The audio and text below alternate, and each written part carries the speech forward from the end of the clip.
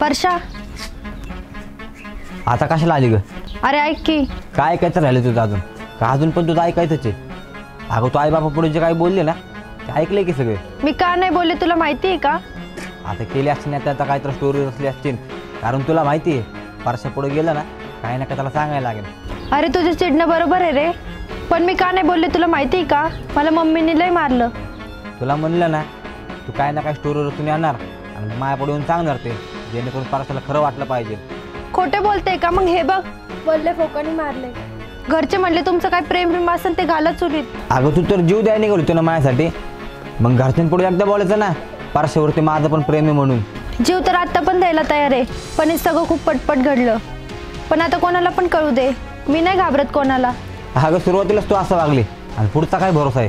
आता कोणाला पण कळू दे, मम्मी पप्पाला काय अख्खं गावाला सांगते मला तुझ्यासोबत लग्न करायचंय म्हणून. तू जेव्हा बोलली होतेस ना परशा आपण दोघं लग्न करू, तेव्हा असं वाटलं होतं की हेच माणूस आपलं आहे.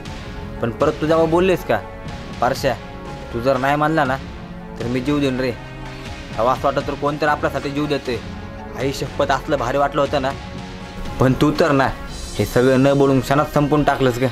परशा तू असं बोलायला लागल्यावर कसं रे? मी तुझीच आहे रे. तुला म्हणलं ना आता कोणाला पण नाही घाबरणार. तुला विश्वास आहे ना? काय करू तुला विश्वास बसन असं? विश्वास नाही का? विश्वास तर गमून ठेवलाय तू. राधा काय करायला लागलोस तू? अगं तुला असं कसं मरून देईल मी? तुम्ही आल्यावरती माझं कोण आहे ग? मग तुला माझं बोलणं खरंच वाटत ना, मग काय करू मी? मला नको एकटं सोडू, लय एकटं पडेल. नाहीतर परत मला त्या माणसांसमोर एकटाच पाडशील. आता काय स्टॅम्प पेपर पण लिहून देऊ का? राधा कोण तर बघ सर साईडला. बघू दे कोणाला पण, मला नाही फरक पडत.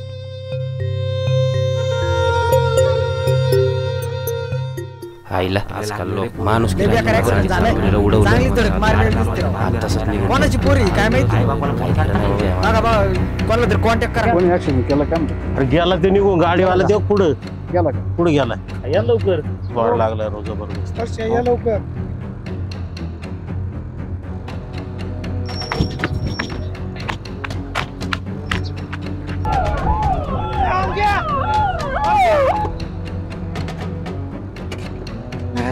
तुला काय आलं?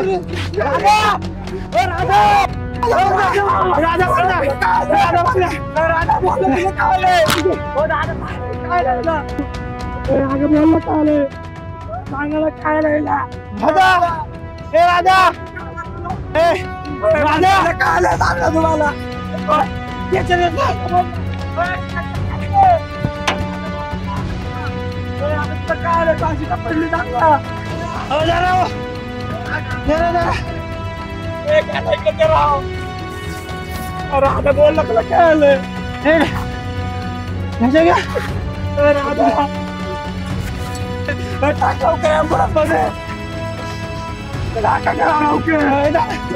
कोणती गाडी आली?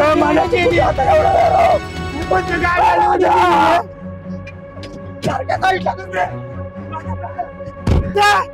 राजा राजा उठ ना. राजा राधा उठ ना. राधा उठ. राधा थोड्या वेळापर्यंत आपण बोलतो हॉस्पिटलला. तुला पाणी पाहता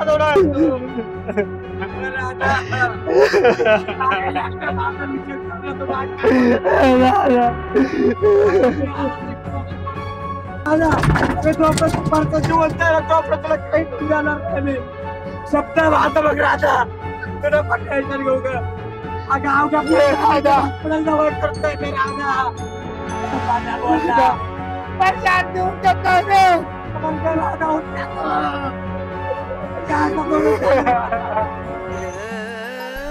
तिला त्या अवस्थेत बघून डोळ्याचा बांधा आपोआप फुटला होता.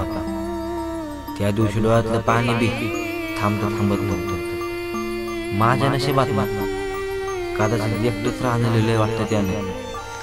एक एक करून माझ्या काळजाजवळची सगळी माणसं हिरावून घेतली होती. आणि आता ही राधा परत एकदा मी एकटाच राहिलोय.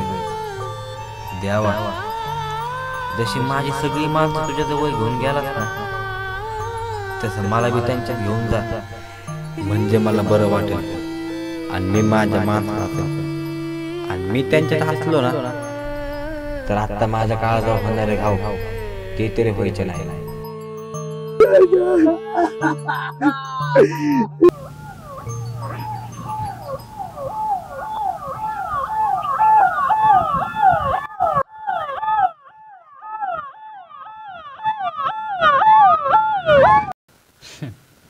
परश्या, अरे आपण काय चालत राहिलं पाहिजे. अरे शेवटी आपण ड्रायव्हर आहे, आपली चाकं कायम फिरलीच पाहिजेत. पण एक गोष्ट बोलू का रे बाबा तुला, तू ॲम्ब्युलन्स ड्रायव्हर आहेस आणि मी पिकअप ड्रायव्हर आहे. अरे आमचं काय आहे, आम्ही आमच्या मनाचे मालक आहेत. पण तुझं तसं नाही ना रे, तुला 24 तास सेवा द्यावाच लागते. आणि ॲम्ब्युलन्स म्हणलं ना तर अख्खा श्वासाचा खेळ आहे. तिथे कधी श्वास येत्यात, कधी जात्यात. पण बाबा मनापासून एक गोष्ट बोलतो रे, ॲम्ब्युलन्स ड्रायव्हर काही थांबला नाही पाहिजे. अरे असं रडत नाही बसायचं.